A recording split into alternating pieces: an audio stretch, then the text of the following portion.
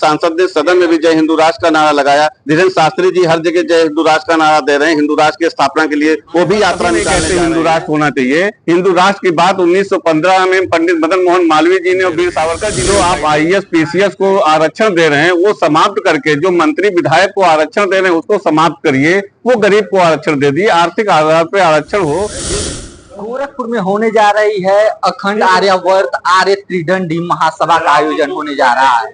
इनसे हम बातचीत करेंगे और ये समझने का प्रयास करते हैं कि क्या कुछ इनका कहना है। ये जो महासभा आयोजित की जा रही है उसका क्या उद्देश्य है, उस पर हम बातचीत करेंगे। राष्ट्रीय अध्यक्ष ऋषि त्रिवेदी जी हमारे साथ मौजूद हैं, उनसे हम समझने का प्रयास करेंगे। सर बहुत बहुत स्वागत है आपका ऋषि हिंदुस्तानी चैनल।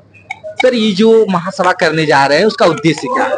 एक ही उद्देश्य है कि हमारा देश हिंदू राष्ट्र हो। इस उद्देश्य को लेकर के हम यात्रा पे निकले हैं और हम गांव-गांव नगर-नगर जा करके हिंदुओं को जागृत करने का काम कर रहे हैं कि आइए हिंदू महासभा के साथ खड़े होइए और हिंदू राष्ट्र को बुलंद करिए।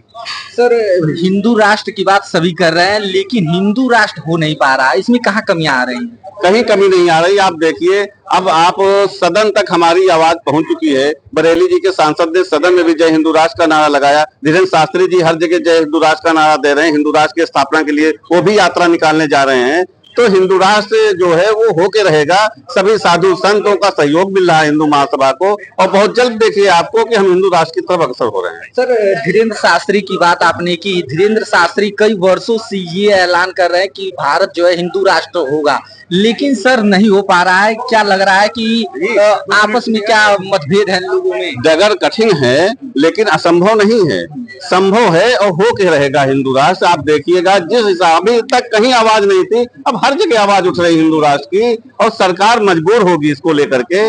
अभी हम 2027 में चुनाव में भी आ रहे हैं, वहां पर जो है इसके लेकर के जब हम मैदान में आएंगे तो आप देखिएगा क्या इसका रिजल्ट आता है। सर क्या आने वाले समय में राजनीति में भी आप उतरने वाले हैं? बिल्कुल 2027 में हिंदू महासभा सभी सीटों पे चुनाव हिंदू राष्ट्र हो।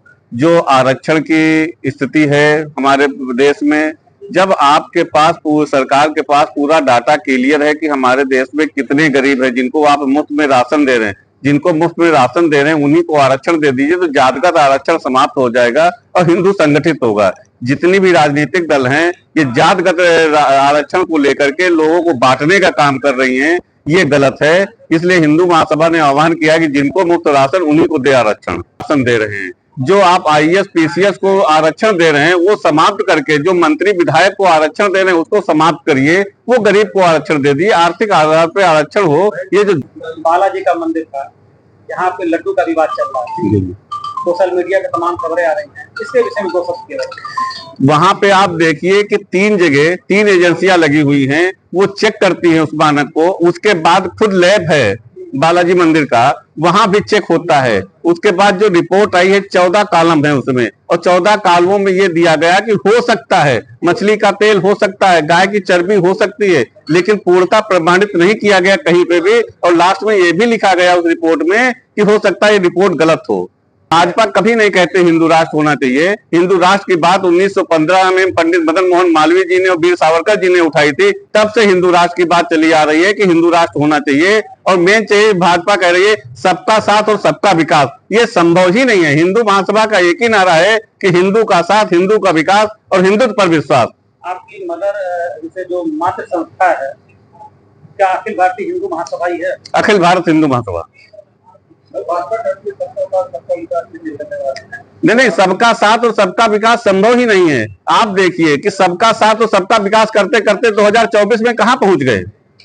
ये सबका ही साथ कर रहे थे ना, हिंदू का साथ, हिंदू का विकास, हिंदुत्व पर विश्वास, क्योंकि हिंदू ने ही आपको वोट देकर के केंद्र में और प्रदेश में पहुंचाया। उसके बाद आप सबका साथ और सबका विकास कर रहे हैं, हिंदुओं का कोई साथ नहीं दिया। एक कानून कोई बना हो जो हिंदू के हित के लिए बना हो, कोई एक नियम नहीं आया। जैसे 370 की बात आती है जी, कश्मीर से हिंदुओं को बसाने के लिए बनाया गया जी, तो क्या हिंदू के पक्ष में वो नहीं रहा? नहीं, हिंदू के पक्ष में है, अच्छी बात है, हिंदू के पक्ष में है वो चीज। लेकिन ये बताइए कि जो मध्यम वर्ग का हिंदू है वो कहाँ जाएगा, उससे कश्मीर से क्या लाभ मिला? मुझे तो ये देखना कि किसान है, गरीब है, मजदूर है, उनको आप क्या लाभ दे रहे हैं? धरातल पे तो कुछ चीज लेकर के आइए आप। आगे क्या आपका राजनीति में भी आने का संभावना? बिल्कुल राजनीतिक दल ही है हमारा, अखिल भारत हिंदू महासभा राजनीतिक दल है और 2027 में हम सभी सीटों पे चुनाव लड़ने जा रहे हैं। इससे पहले 2024 में आपके यहाँ से गोरखपुर से हमने सुधांशु श्रीवास्तव जी को मैदान में उतारा था, उन्होंने चुनाव लड़ा था हिंदू महासभा से। 80 करोड़ जिन लोगों को राशन मिल रहा है, क्या वो गरीब है वास्तव में?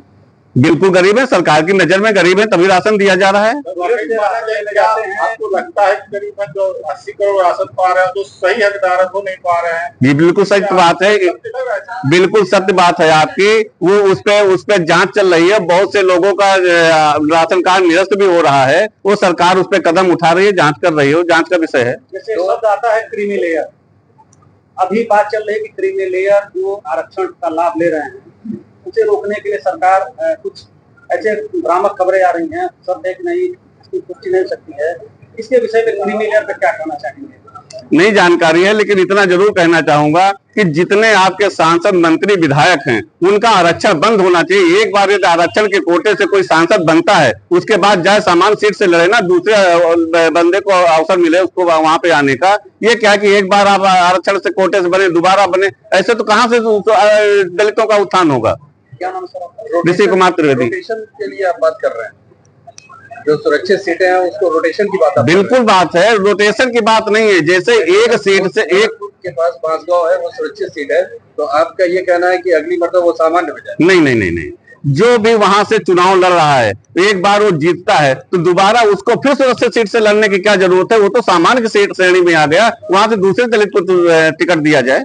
2027 में आपने बोला कि सारी सीटों पर यूपी में आपका चुनाव लड़ेगा, तो बीजेपी के अगेंस्ट में आप चुनाव लड़ रहे हैं? बिल्कुल बीजेपी के अगेंस्ट मैंने पहले भी लड़ चुका हूँ और मैं फिर लड़ूंगा।